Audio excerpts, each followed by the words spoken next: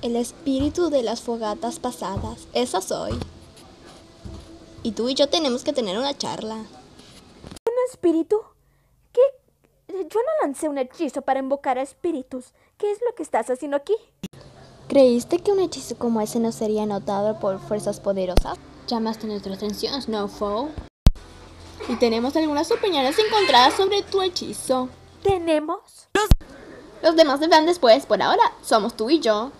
Continuemos. Hay mucho por ver y poco para hacer. Yo ir a una parte. Necesito completar mi hechizo para el día de la fogata. No iremos al pasado para saber sobre las fiestas. Iremos para saber sobre ti.